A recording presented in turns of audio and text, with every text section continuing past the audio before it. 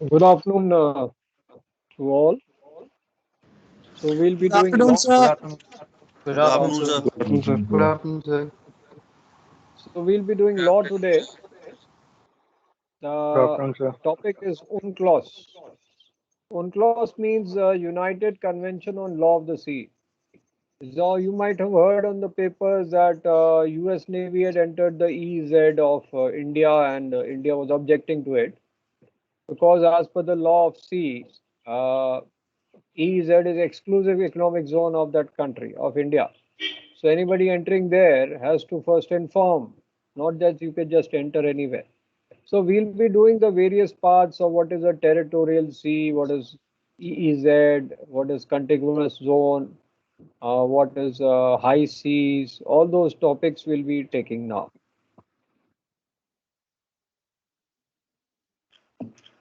Now, UNCLOS basically had its convention in 1958, and that time this was United Nations Convention on Law of Sea. So there they had a decision on territorial sea, contiguous zone, and continental shelf, high seas, fisheries, protection of the living resources of high seas. And the second step, there was a conference in 1960, but no result. Then there was a third conference held by United Nations in 1973, and those conferences continued till 82. And then the result was successful. And then the law of the sea was adopted in 1982 and came into force on 16 November 1994. That is after 14. That is after 12 years. So whenever any convention is adopted, the entry into force is depending on how many countries are accepting it. If the countries are more than 35%, only then the adoption will come in force of any convention. Now, this UNCLOS maritime zones is this diagram which you have to remember for all the definitions. So here you have a baseline which you find on your chart. That is a point which is connected to all points of lowest astronomical tide. Anything inside that will be inland, anything outside that will be the sea area. So from the baseline, 12 nautical miles off is whatever is around you or around the country is the territorial waters. Now, in territorial waters, you have your sovereignty, that is, the law of that country will follow. Anyone enters here, he has to follow the law of the country. You cannot just enter a territorial water for fishing or doing some activities or doing some business there. You can't just enter there. You can pass through a territorial sea for alteration point, that is innocent passage, but you cannot just enter a territorial waters. You might have known that issue of those Italians which killed the fishermen in territorial waters.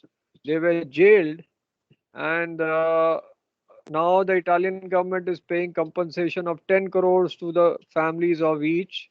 So they're paying 10 crores to get the matter quashed in the court of India. Sir, this happened in Vizag. Yeah. Now the latest news is that they are going to pay 10 crores. They are going to deposit with government of India, and once they deposit that, then the matter will be quashed in the court. Otherwise, they were held in the prison, and because of pressures, Italian government pressure, they were released on bail. But then they are paying that money for getting the full release. Then you have another area which is contiguous zone, 24 nautical miles off. EEZ is 200 nautical miles off. Your national airspace is over your territorial sea. So anything which is entering, any plane entering this area can be shut down by Indian government if they don't inform them. So then you have international space outside territorial waters. So we'll be doing all the details now, and then we'll come back to the diagram again. Now, the outcome of UNCLOS 1982, you had a first territorial sea defined and limited to 12 nautical miles. And then you had exclusive economic zone up to 200 nautical miles. Then you had law to govern research and exploitation areas, international seabed, which is your continental shelf. Then the concept of archipelagic water was introduced, will come to all. Rights of transit passage, or international strait was defined. So all things will be coming to. Now, what is archipelagic water? Now, suppose there's a mountain here inside your territorial sea area. Now, this is your territorial, this is your baseline. Inside that, there is a volcanic mountain here. And then the waters are created here. So that water is your archipelagic water. It is kind of a lake created. So an island is here, so the waters here will be archipelagic water. So inside your baseline, you have archipelagic water. So that is internal water. Anything inside your baseline is internal water. It can be a lake, it can be a river, it can be a pond. So archipelagic water is found because of those underwater mountains. And your contiguous zone is wrongly marked, that is 24 nautical miles from baseline. So this will be 12 nautical miles off. So this distance will be 24 nautical miles. Similarly, exclusive economic zone will be 200 nautical miles from this baseline, not from here. That's a wrong diagram which is being marked here. Now, what is a baseline? You have a baseline on your charts. So that's the boundary line that determines your country's maritime sovereignty. Sovereignty means the law of that country. So in fact, baseline determines all area of maritime jurisdiction, and all maritime zones of the country are measured from the baseline. So what is a baseline? Basically is the points of lowest astronomical tide which are joined together, and that forms the baseline which is accepted by UNCLOS or Nations Convention on the Law of the Sea. Now anything inside the baseline, all the waters inside the baseline, can be river, can be pond, can be waterfall, all that will be internal waters. So all the waters in landward of the baseline are low water line, and all harbors inside that will include internal waters, and the airspace above it, internal waters, will be national airspace. Now, right to innocent passage does not exist in internal waters. Now, let me explain what is right to innocent passage, because we'll be coming to that term again and again.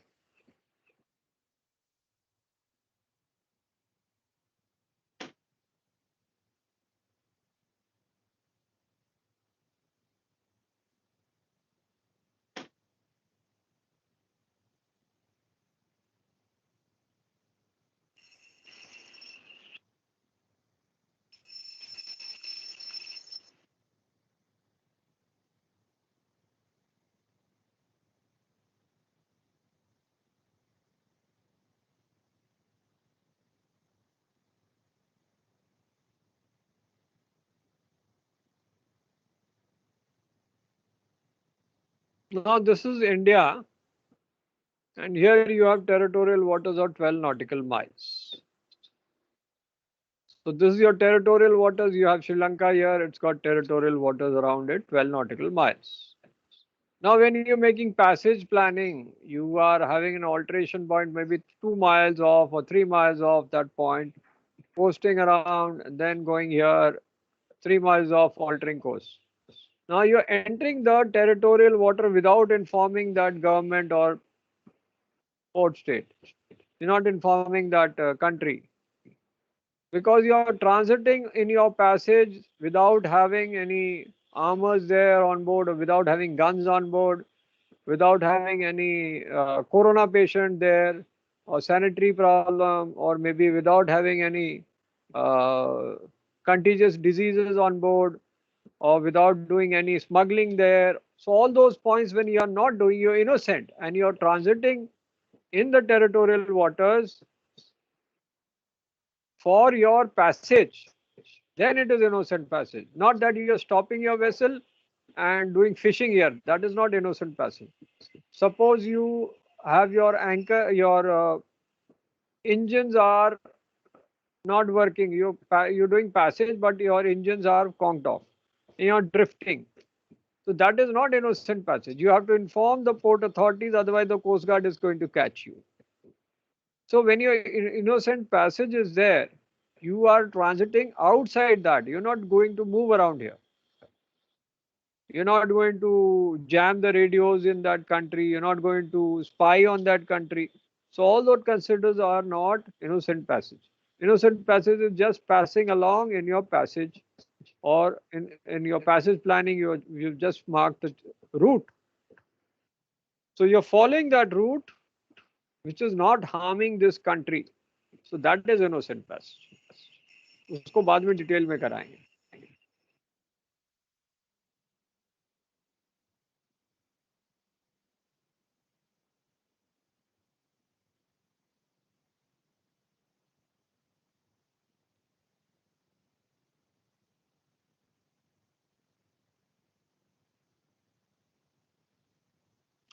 So suppose you are entering Haldi River, this Hooghly River inside, and you have to inform the Calcutta port that you are entering there.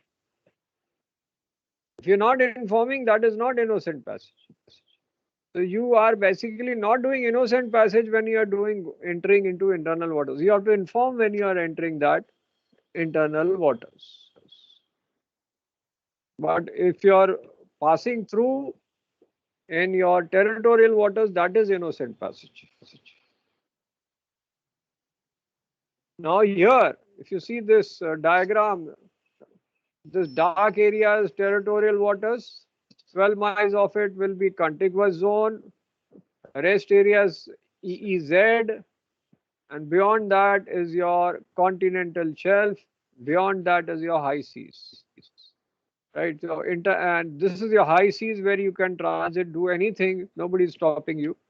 And anything out of 12 nautical miles is international waters, because here if you do an accident, then this country is not going to hold you. Suppose you collide with a vessel within 12 nautical miles from the land of another country, then the jurisdiction will be of that country. So that means you have to be present in the court of law that country. If you collide outside 12 nautical miles, that will be done in international court of your flag states. You will decide as per your flag state where you have to fight that case.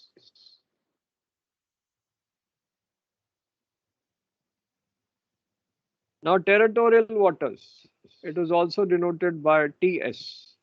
So it is a belt of coastal waters extending at most 12 nautical miles from baseline, usually the mean low water mark of a coastal state. So the territorial sea is regarded as sovereign territory of that country, and foreign ships are allowed innocent passage through it, which I have explained. तो ये समझ आया कि नहीं? इतना समझ आया? Yes, sir. Yes, sir. इतना समझ आ रहा है ना? क्योंकि आप पेपर में रोज पढ़ते रहते हो टेरिटोरियल सी रोज पढ़ते रहते हो. आजकल डेली आता रहता है. चाइना उसकी टेरिटोरियल सी में घुस गया, चाइना जापान के टेरिटोरियल सी में घुस गया, तो फिर वहां से परेशानी होगी. So that commotion is always there because other countries are entering into the territorial sea. So you cannot have a warship entering into a territorial water, क्योंकि warship is armed. और warship कोई innocent passage नहीं कर सकता. Warship या submarine cannot go inside the territorial waters of any country, क्योंकि वो armed है. So territorial waters is also referred to as an area of water over which the state has jurisdiction. मतलब जितनी law of the country है वो apply होगी territorial waters में. But only for sir. हाँ बोलो. सर सबमरीन आउट ऑफ नहीं जा सकता, बट मरीन का एनी वेसल तो जा सकता है सर, इंडियन नेवी का. नहीं, नेवी का भी नहीं घुस सकता। नेवी का नहीं घुस सकता अनलेस इन्फॉर्म करे। अपनी इंडियन नेवी तो घुसेगी ही, अपनी तो नेवी Yes. जाएगी, दूसरी कंट्री की नेवी नहीं आ सकती। अभी आप देखो यूएस का नेवल वॉरशिप निकल गया था इंडिया की ईईजेड से, अभी टेरिटोरियल वाटर में नहीं गया था, तो 2 दिन पहले वो पेपर में आ गया कि भाई वो ईईजेड से पास कर रहा है, और उसने इंडिया को इन्फॉर्म नहीं किया। इंडिया ने ऑब्जेक्शन रेज किया, उन्होंने कहा हम तो रेगुलर करते हैं, हम तो नहीं इन्फॉर्म करेंगे, जबकि इन्फॉर्म करना चाहिए। अब वो पावरफुल कंट्री है तो इंडिया को दबा दिया। इंडिया ने एक बार बोला नहीं आपको बोलना चाहिए, उसने दबा के बोला नहीं हम तो बोलते ही नहीं है, उनको बोलना चाहिए था। तो ईईजेड में जाओ या टेरिटोरियल वाटर में जाओ, आपको इन्फॉर्म करना है। टेरिटोरियल वाटर में तो बिल्कुल ही नहीं घुस सकते, वो तो इंडिया की कोस्ट गार्ड उसको अलाउ नहीं करेगी, वो तो फायरिंग शुरू कर देगी, है ना। इंडिया की Yes. कोस्ट गार्ड भी तो है, नेवी भी तो है। ऐसे तो ना किसी का फ्री या किसी के टेरिटोरियल वाटर में, वहां तो लड़ाई हो जाएगी शुरू, तो फायरिंग शुरू हो जाएगी, मिसाइल छूट जाएगी। अभी रोज आप देख रहे होगे कि चाइना सुपरसोनिक हाइपरसोनिक मिसाइल बना रहा है। हाइपरसोनिक मिसाइल ऐसी होगी, वो कल मैं सुन रहा था, हाइपरसोनिक मिसाइल बना रहा है, वो ऐसे अटैक करेगी जैसे मधुमक्खी अटैक करती है, एक साथ वो सारे दाग देंगे, और उनकी स्पीड होगी more than speed of sound, वो कहते हैं hypersonic, may be 3 times the speed of sound. आपका 330 मीटर पर सेकेंड है ना स्पीड ऑफ साउंड, उससे 3 गुना ज्यादा हाइपरसोनिक है, सर उस स्पीड के मिसाइल बन रहे हैं।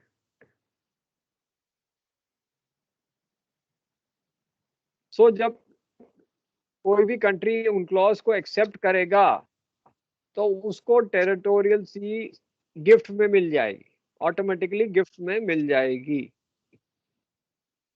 ये समझ में आया? Yes. बात तो समझाएंगे। यस जैसे सर। आपने सर उनको ये साइन जो किया, इसका नोट्स रहेंगे उसमें, सर ये जो इसके नोट्स रहेंगे उसमें डायग्राम रहेगा ना, वो वाला जो टेरिटोरियल जो आपने दिखाया था वो पहले। आएगा। पहले आपकी ईमेल आईडी तो मेरे पास आए, अभी तक तो आपकी ईमेल आईडी मेरे पास आई ही नहीं है। जब आएंगे तभी तो नोट जाएंगे आपके पास, है ना। तो आपके हाँ, सर। और जो आपके डायरेक्ट जो है आपके कोऑर्डिनेटर्स हैं, वो मुझे मेल भेजेंगे कि ये मेल आईडी है, तभी मैं आपको नोट भेज सकूंगा ना।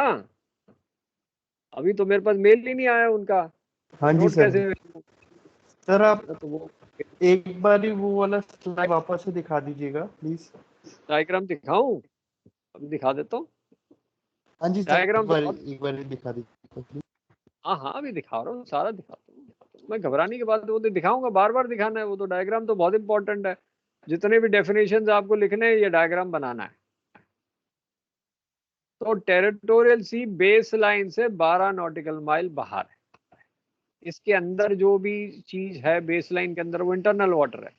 बेस लाइन से 12 नॉटिकल माइल बाहर टेरिटोरियल सी है, इसके ऊपर नेशनल एयर स्पेस है, मतलब उस कंट्री का एयर स्पेस है। अगर कोई भी इसमें एयरक्राफ्ट आएगा तो उसको हम शूट डाउन कर सकते हैं अपने मिसाइल से।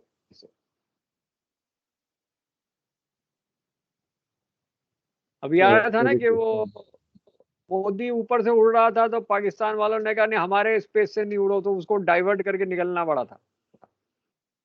पाकिस्तानियों ने कह दिया नहीं नहीं हमारे स्पेस से तो उड़ोगे नहीं। हाँ यस सर, हमारे काफी objection आया था ना, वो नेशनल एयर स्पेस के ऊपर से उड़ रहा था, कहता ना हमारे एयर स्पेस के ऊपर से तो उड़ोगे नहीं। फिर उसको डाइवर्ट करके आई थिंक 2-3 घंटे का और रीरूट करके जाना पड़ा था, लंबा टाइम लग गया था उसका।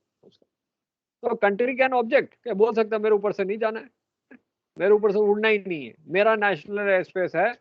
तो जिसके साथ आपकी दोस्ती आप बोलो हाँ ठीक है उड़ जाओ कोई बात नहीं, लेकिन जिसके साथ दुश्मनी उसको बोलो नहीं बेटा आपको जा ही नहीं सकते, यहाँ हम मिसाइल से उड़ा देंगे आपके प्लेन को, तो फिर आपको वहां से निकलना, बाहर से निकलना पड़ेगा। तो आपको इंटरनेशनल एयर स्पेस यूज करना पड़ेगा नेशनल एयर स्पेस को छोड़ के। अब चीजें आपको धीरे धीरे सब समझ आनी शुरू हो जाएंगी जो आप पढ़ते हो पेपर में, है ना। तो ये डायग्राम बेटा आपको रट्टा मारना पड़ेगा, ये डायग्राम। ये तो मतलब उन क्लॉज का तो चाहे कोई भी डेफिनेशन आए, कंटिन्यूअस जोन आए, ईजेड आए, territorial sea, continental shelf, high sea, diagram आपको बनाना है यही। चाहे बेस लाइन हो, इंटरनल वाटर हो, सब ऐसे ही बनाना है। National air space international air space तो आएगा नहीं, क्योंकि वो आपका सो सी से कनेक्टेड है ना, एयर से नहीं है, वो प्लेन वालों के लिए, आपके लिए नहीं है।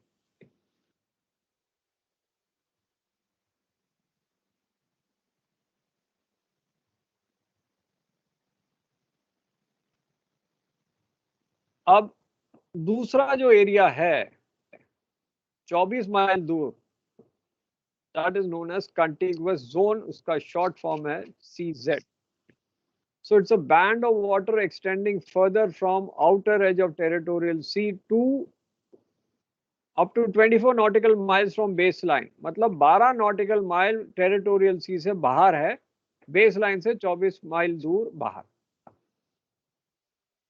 So within which a state can exert limited control. तो इसमें sovereign right total नहीं है, थोड़े right है, जिसमें क्या क्या आपके कंट्रोल है. एक कस्टम का कंट्रोल है, फिजिकल का कंट्रोल है, इमिग्रेशन का कंट्रोल है, सैनिटरी राइट्स का कंट्रोल. अब ये समझा रहा हूं एक एक चीज. कस्टम का कंट्रोल का मतलब है आपको कस्टम ड्यूटी देनी पड़ेगी, स्मगलिंग नहीं कर सकते. 24 माइल्स के अंदर स्मगलिंग नहीं कर सकते, नहीं तो सोना लेके आएंगे, कहीं कुछ चांदी लेके आएंगे, वो स्मगलिंग अलाउड नहीं है. ये पहले इलेक्ट्रॉनिक स्मगलिंग होती थी, वो नहीं अलाउड. सेकंड होता है फिजिकल. फिजिकल का मतलब हवाला. हवाला का मतलब करेंसी लेके आते हैं, पता है ना, बड़ा है, ये डॉलर पकड़े गए, ये करेंसी पकड़ी गई, वो स्मगलिंग चलती है. तो इस एरिया में स्मगलिंग करेंसी की नहीं अलाउड है, फिजिकल. तीसरा इमिग्रेशन. कोई इमिग्रेंट इसके अंदर घुस नहीं सकता 24 नॉटिकल माइल के अंदर से. बाहर से निकल जाए, बट 24 नॉटिकल माइल के अंदर वो नहीं आएगा. तो अगर वो इमिग्रेंट बोट आए बगैर इंफॉर्मेशन के, उसको पकड़ के अंदर जेल में डाल देंगे. चौथा आ गया सैनिटरी राइट्स. सैनिटरी राइट्स का मतलब है या तो कोई प्लांट एनिमल जो बैंड है उसको हम नहीं ला सकते, या जो बीमार आदमी हैं, कंटेजियस डिजीज वाले हैं, उनको 24 नॉटिकल माइल से अंदर एंकर नहीं कर सकते. तो कोई कोरोना पेशेंट है, उसको बोल देंगे बेटा आप जाओ बाहर, शिप को बोलेंगे आउट ऑफ 24 नॉटिकल माइल्स, उससे अंदर में आप एंकर नहीं अलाउ करोगे. आया समझ? ये कोरोना पेशेंट आ गया जहाज पे, इनर एंकरेज में उसको आने नहीं देंगे, उसको इनर एंकरेज आने ही नहीं देंगे. बोलेंगे बेटा 24 नॉटिकल माइल से बाहर जाओ, हमारे कंटिगुअस जोन से बाहर जाओ. बट कोरोना पेशेंट रहेगा तो सर उसको 24 माइल एंकर करवाएगा तो वो ट्रीटमेंट कैसे होगा उसका सर? वो बोट से आए लेकिन जहाज को उसके अंदर नहीं है. Okay sir. जहाज को नहीं अलाउड है. ठीक है, वो ट्रीटमेंट के लिए बोट, उनके पास बोट आएगी, वो बोट से जाए ट्रीटमेंट कराए, लेकिन जहाज बाहर रहेगा.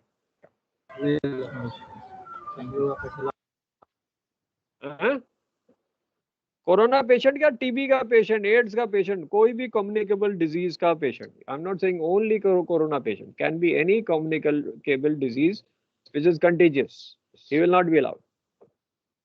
अब मैं याद है कि व्हेन आई वाज कैप्टन, नया कैप्टन बने थे, तो I had gone to quit. Varun shipping में था, जलदूत में, आई हैड गॉन देयर. और गुजरात में लास्ट पोर्ट में उधर में प्लेग हो गया. तो चूहों वाला जो डिजीज होता है ना, प्लेग, वो फैल गया था. तो हमें कहा कि दूर में खड़े रहो, अंदर आने का नहीं, पहले हम इंस्पेक्ट करेंगे, सब पूरा चेक करेंगे, उसके बाद आप अंदर आओ, नहीं तो आओगे नहीं. तो हम लोग 24 नॉटिकल माइल पे रोक दिया, बोला बेटा वहां रहो. उनके बंदे आए, हेल्थ इंस्पेक्टर आया, सारा चेक वेक किया, दारू भी ली, सिगरेट भी लिया, उसके बाद सब साइन किया, फिर अंदर आया. तो ये सैनिटरी रूल्स है. I am talking of 93.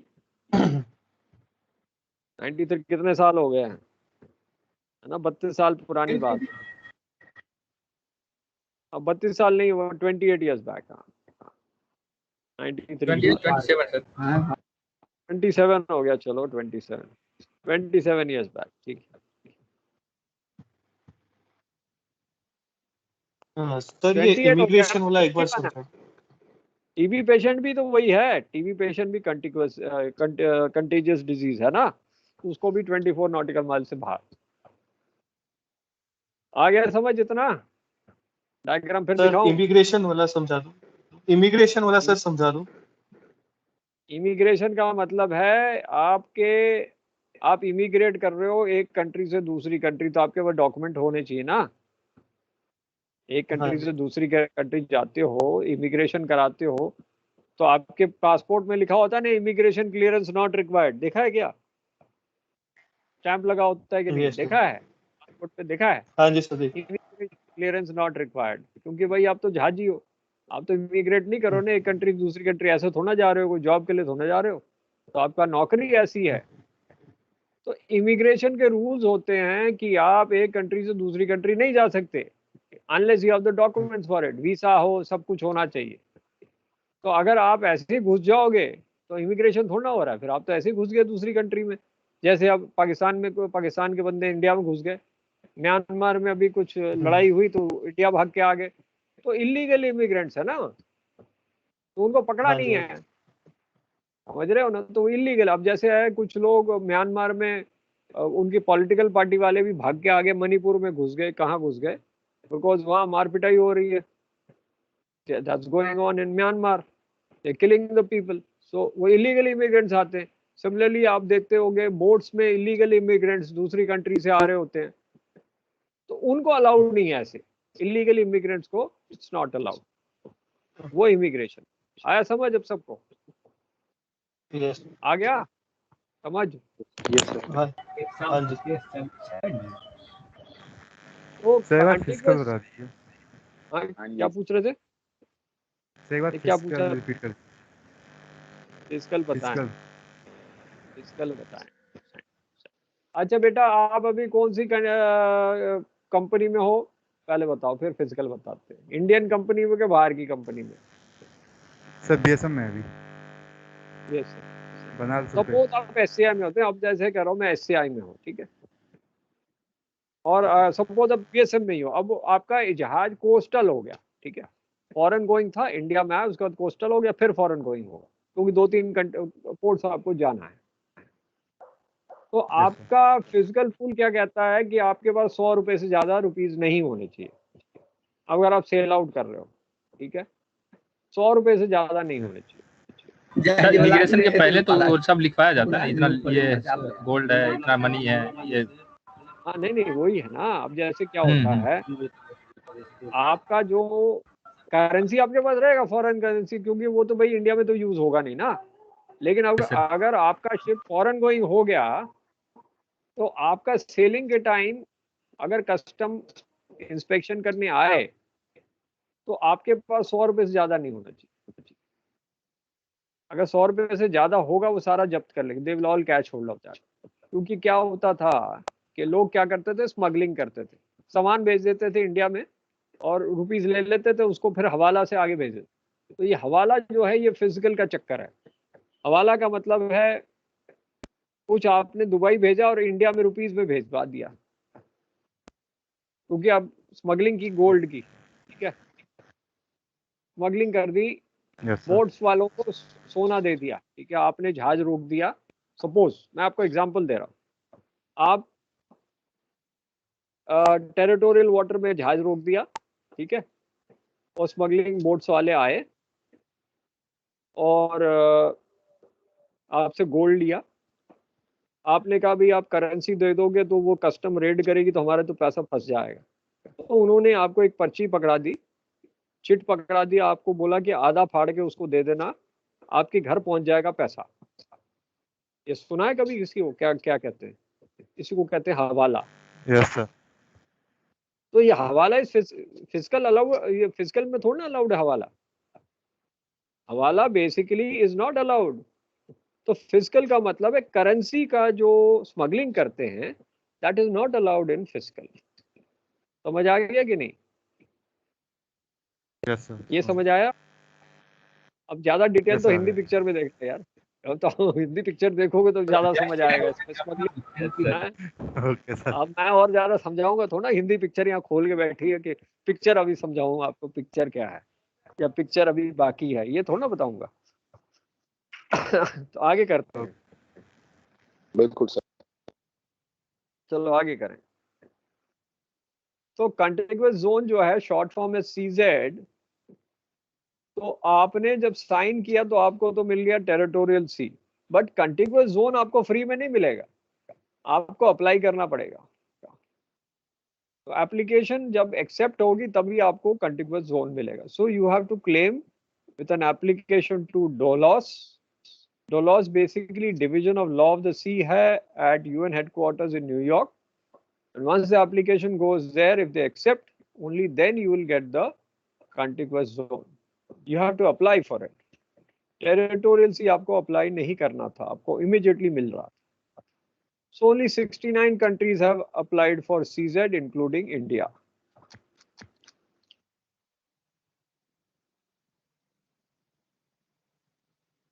तो आपका ये 1982 में अडॉप्ट हुआ था, 1994 में आया। मैरीटाइम जोन्स आपके बेसलाइन से मेजर होते हैं। Limit of territorial sea 12 nautical mile है from baseline. Territorial sovereignty means the law of the country is going to apply on your territorial sea. अब आता है what is international straight.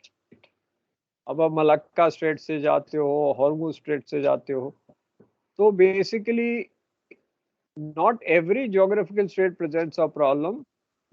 International straits basically एक area को दूसरे area से connect करते हैं because traffic is too much, so they are regulating the traffic with straits. लेकिन अगर आपकी ब्रेथ एक्सपैंड हो जाती है स्ट्रेट की, तो हो सकता है वो 3 से 12 माइल हो जाए और उसका सेक्शन एक टेरिटोरियल सी में आ जाए। तब क्या होगा? नॉर्मल अगर वो टेरिटोरियल सी में नहीं आ रहा है किसी कंट्री में तो कोई प्रॉब्लम नहीं है, लेकिन किसी के टेरिटोरियल सी में आ रहा है तो उसमें हम इनोसेंट पैसेज ही कहेंगे, क्योंकि आप जानबूझ के उसके टेरिटोरियल सी में तो जा नहीं रहे हो। You are passing that for passing through the other area in the sea, so that is innocent passage. So the problem what had come to be known as straits used for international navigation. So the transit passage was a negotiation and compromise formula because we were using it for international navigation between one part of high sea or exclusive zone to another part of high sea or exclusive zone, because आप एक country के EEZ से दूसरे country के EEZ में जा रहे थे। सो वो एक पैसेज है जिससे के थ्रू आप पास करते हो, जैसे अगर आपको दिखा रहा हूँ यहाँ है। अब ये बेसिकली स्ट्रेट्स ऑफ हॉर्मुज है जहाँ आप एंटर करते हो। इधर में ईरान है, इधर इराक है, इधर ओमान है, यहाँ UAE है। तो यहाँ आप US नेवी भी देखोगे घूमते हुए, हमारे टाइम में सब घूमती रहती थी। हम लोग तो यहाँ फंस भी गए थे क्योंकि यहाँ ईरानियन बोट्स भी आ गए थे हमको अटैक करने के लिए। तो इस एरिया में आपको थोड़ा सतर्क रहना पड़ेगा because Iranian boats can come for attacking you, अगर वो पता लगे कि आप उनके खिलाफ हो। तो यहाँ आप एक सी से दूसरी सी में जा रहे हो, so this becomes innocent passage, you not entering the area. आप यहाँ जाके उसकी स्पाइंग तो नहीं कर रहे, आप तो सीधा पास कर रहे हो। So it's a narrow body of water which connects different parts of either high sea or EEZ and should be claimed as national water but necessary for navigation of the world's vessel.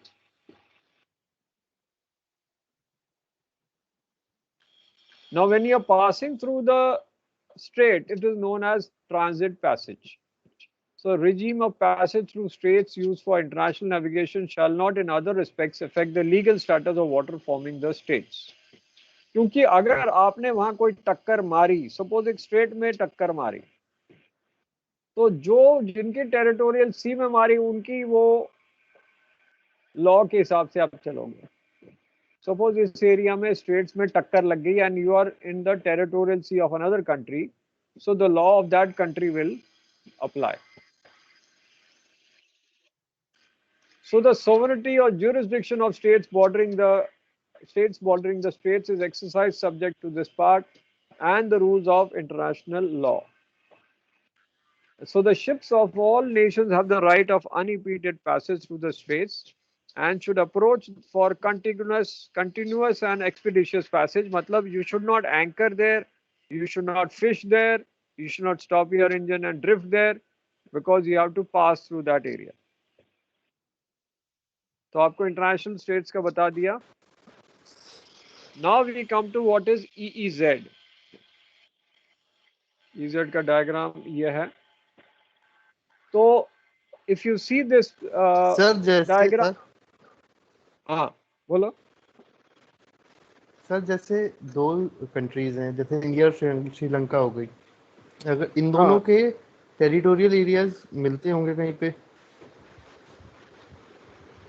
देखो territorial area तो नहीं मिलेंगे, मतलब but कोई EEZ मिल सकता है, उनके दूसरे वाटर्स मिल सकते हैं. तो सर, फिर बायलैटरल एग्रीमेंट आता है.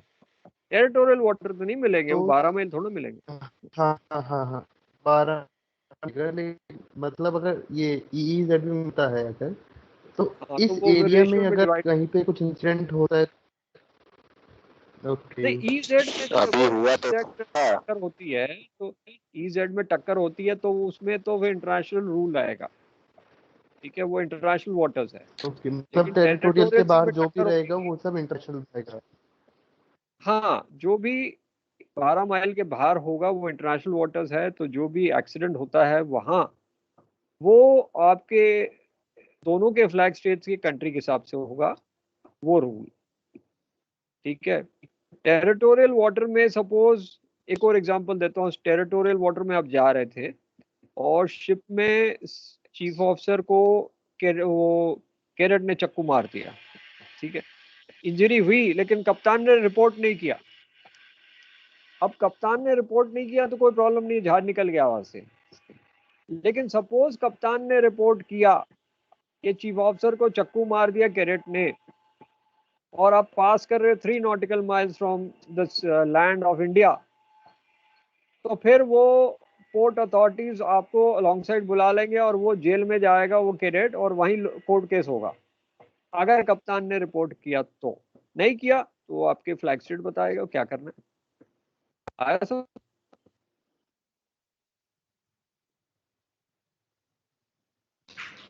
Yes sir. यस ये सर. डिपेंड आपका एक अच्छा यस एग्जांपल सर, बता आ दिया, गया. क्योंकि ऐसे कई केसेस हो चुके हैं. तो आप शिप पे भी देखते होंगे कई केसेस हुए हैं. चीफ ऑफ कप्तान को कैडेट्स ने मार दिया, ऐसा भी केस हुआ. 2 कैडेट ने मिलकर कप्तान को मार के फेंक दिया और कप्तान की बॉडी 2 भी नहीं. कैडेट्स ने मारा. वो दिल्ली के ही है ना, दिल्ली गए थे. कहाँ से? दिल्ली के ही है. और यस सर, उनके दिल्ली के अंदर. Yes sir. अब कुछ तो चीफ ऑफिसर बन भी गए होंगे, कुछ पता भी नहीं है, क्योंकि उनके ऊपर कोई केस नहीं हुआ. और कैडेट बेचारा, जो कप्तान है बेचारा ऐसे ही मारा गया. अग्रवाल था, कैप्टन अग्रवाल था. और जो कैडेट का फादर था वो लॉयर था. तो दोनों कैडेट बच गए और ब्लेम कैप्टन पे डाल दिया. ये चक्कर हुआ. तो ये अगर आप देखो ये डायग्राम में, ये टेरिटोरियल वाटर्स है 12 नॉटिकल माइल पे. तो ये आपका टेरिटोरियल वाटर यहाँ तक दिया हुआ है. ठीक है, इसके अंदर में जो भी पानी है वो इंटरनल वाटर है. इसके बाहर जो है कंटिगुअस जोन है 24 नॉटिकल. ये टेरिटोरियल सी आ रहा है बाहर, ये टेरिटोरियल सी है. तो ये आपका जो भी आर्चिपेलेजिक वाटर आ गया ये वाला, क्योंकि ये आइलैंड बन गया तो आर्चिपेलेजिक वाटर आ गया. ये इंटरनल वाटर हो गया, ये कंटिगुअस जोन हो गया, ये टेरिटोरियल सी हो गया, और इसके बाहर 12 माइल का कंटिगुअस जोन हो गया. और इससे बाहर हो गया EZ, और इससे बाहर हो गया आपका ये वाला जो आखिरी है कॉन्टिनेंटल शेल्फ, और इसके बाहर हो गया आपका हाई सी. इससे बाहर जो है कॉन्टिनेंटल शेल्फ के बाहर हाई सी है. यहाँ आप कुछ भी कर सकते हो, कोई रोकेगा नहीं. आप चाहे आइलैंड बना लो, परमिशन लेके आइलैंड बना लो, कोई बात नहीं, कोई रोकेगा नहीं. तो आप ड्रिलिंग करो, ऑयल रिग निकालो, जो भी ऑयल रिग करो, कुछ भी करो, यहाँ कोई रोकेगा नहीं. यहाँ पाइपलाइन डालो अंडर सी, कोई प्रॉब्लम नहीं, कोई रोकेगा नहीं. ठीक है, अब आगे करते हैं EZ बात.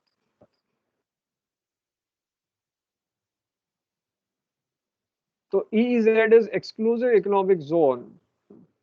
अब एक्सक्लूसिव इकोनॉमिक जोन मतलब यहाँ इकोनॉमिक एक्टिविटीज कर सकता हूँ, मेरे लिए ही है। एक्सक्लूसिव मतलब सिर्फ मेरे लिए इकोनॉमिक जोन बना है मेरी एक्टिविटीज करने के लिए, इकोनॉमिक एक्टिविटीज। क्या इकोनॉमिक एक्टिविटीज हैं वो आएंगे। So it is prescribed by UN Convention for the Law of Sea regarding to exploration and exploitation of the use of resources.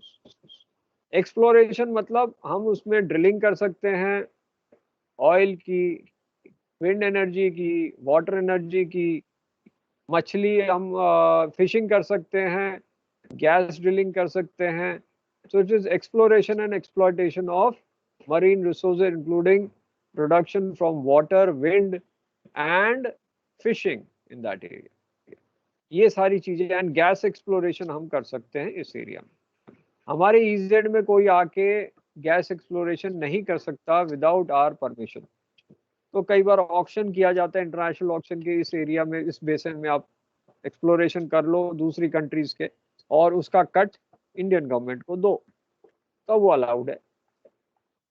तो EEZ जो है बेस लाइन से 200 नॉटिकल माइल्स बाहर आता है।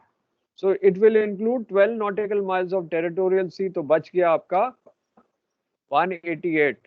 तो 188 नॉटिकल माइल इफेक्टिव हुआ outside territorial C. So term does not include either the territorial sea or the continental shelf beyond 200 nautical mile limit. Difference between territorial sea and EEZ is that first confers full sovereignty over the waters, while the second, which is 188 nautical miles, is merely sovereign right for exploration and exploitation of marine resources, which is oil, gas, exploration, fishing, wind and water energy. ये सारे sovereign rights आप ले सकते हो, full sovereign rights नहीं ले सकते। तो इसमें 119 कंट्री ने साइन किया है, अप्लाई किया। इसमें आपको अप्लाई करना पड़ेगा डोलोस को, इसमें भी आपको अप्लाई करना पड़ेगा डोलोस को। तो 119 countries have applied including India. ये आपका EEZ है। So EEZ has to be applied by application to Division of Law of Sea at UN headquarters in New York। लेकिन अगर दो नेबर कंट्रीज जैसे ये है, इस कंट्री के आसपास टेरिटोरियल वाटर है, इस कंट्री के आसपास भी टेरिटोरियल वाटर है, इन दोनों की EEZ ओवरलैप कर रहे हैं, तो आपके कंट्री के साइज के हिसाब से आपको वो एरिया मिल जाएगा। जैसे इसका साइज 1/3 है इस कंट्री के हिसाब से, तो इसको ये ओवरलैप का 1/3 मिलेगा और 2/3 इसको मिल जाएगा as per the country size. वो आप म्यूचुअल एग्रीमेंट कर सकते हैं, बायलैटरल एग्रीमेंट कर सकते हैं कि 50-50 करेंगे या basis your area of your country आप डिवाइड करोगे, जो कॉमन एरिया है। So when your EEZ overlaps between two neighboring countries, they can mutually agree to a limit by signing a bilateral treaty.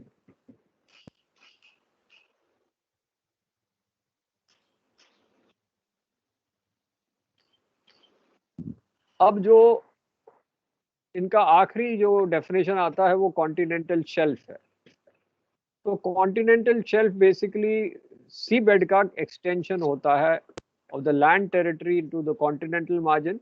तो ये 200 nautical mile से 350 nautical mile maximum जा सकता है। तो ये जैसे आपको डेफिनेट ये दिखा रहा हूँ, ये सपोज ये सी बेड है, ये यहाँ से एक्सटेंड हो रहा है, तो ये 200 से 350 nautical miles तक बाहर जा सकता है। तो that is your continental shelf.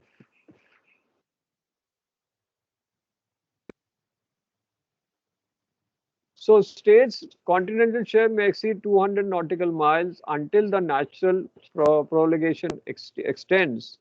However, it may never exceed 350 nautical miles from the baseline. ये वाला डेफिनेशन छोड़ देते हैं, हम सिर्फ 350 nautical miles from baseline करते हैं। ये आइसो बात वाला आप छोड़ दो, ये छोड़ दो, यहाँ तक करो। 200 से 350 nautical miles तक जाएगा। अब इस रीजन में आपको सोवरेन राइट्स किसके मिल रहे हैं? इसमें आप सी बेड माइनिंग कर सकते हो या मरीन साइंटिफिक रिसर्च कर सकते हो। सी बेड माइनिंग समझाता हूँ क्या है। समुद्र के नीचे आपका जो बेस है, सी बेड है, उसमें कई नोड्यूल्स होते हैं जिसमें कई आपके नेचुरल प्रोडक्ट्स हैं, जैसे मिनरल्स आ जाते हैं जो काफी रेयर हैं। उसकी माइनिंग आजकल कंट्रीज कर रही हैं। तो अगर आपके पास अच्छे छोटे सबमरीन्स हैं, सबमर्सिबल्स हैं, तो आप सीबेड पे जाके उसकी माइनिंग कर सकते हो। आपको पता है मरीना ट्रेंच जो है 8500 मीटर्स डीप है, वहां भी चाइना ने अटेम्प्ट किया है अपना सीबेड चेक करने के लिए। अभी माइनिंग शुरू नहीं किया, सबमर्सिबल लेके गया इतना डेप्थ पे, एंड वहाँ फोटोग्राफी की है वहाँ की फिशेस की, और उन एरियाज में फिश की आंखें बाहर निकली होती है, अलग टाइप की फिश होती है, because so much of water pressure in that area. So normally ordinary submarines cannot go there because submarine will explode due to the pressure. उसमें special type of submarines can go only. तो seabed mining आजकल in thing हो गई है। और second चीज है marine scientific research, जैसे सागर कन्या है SCI की, साइंटिफिक रिसर्च करती रहती है। आपने ODAS buoy, ocean data acquisition buoy लगाया मरीन साइंटिफिक रिसर्च करने के लिए, तो उससे फायदा क्या हुआ कि जो भी सुनामी आएगी हमको सारे सिग्नल्स मिल जाएंगे। तो मरीन साइंटिफिक रिसर्च हम अपनी कॉन्टिनेंटल शेल्फ में कर सकते हैं, दूसरे की कॉन्टिनेंटल शेल्फ में जाके नहीं कर सकते। अपने में कर सकते हैं, अपने में सीबेड माइनिंग कर सकते हैं, दूसरे कंट्री वाले यहाँ के नहीं कर सकते। तो ये है आपकी कॉन्टिनेंटल शेल्फ है। ठीक है, तो आज के लिए खत्म करता हूँ बस ये एक लाइन कि जो कॉन्टिनेंटल शेल्फ जो है that has to be claimed by DOALOS application, division of law of the sea at न्यूयॉर्क headquarters of UN, and 41 countries have submitted the applications for claiming continental shelf, including India. So next week we'll have 2 classes of law, 2 classes of ships construction. तो फिर आगे detail करेंगे सारी। ये तो अब ज़्यादा ख़त्म हो गया है, एंड आपका पर्टिकुलरली सेंसिटिव सी एरिया करने के बाद I will start with MARPOL for law, और शिप कंस्ट्रक्शन डेफिनेशन खत्म हो जाएंगे, then we will come to the hull structure, और I will come to the stresses of the ships. Hull structure बाद में करेंगे। ठीक है, सो आज के लिए ऑफ करते हैं। Okay sir, thank you sir. Thank you, sir. Thank you sir. Thank you sir. Thank you sir.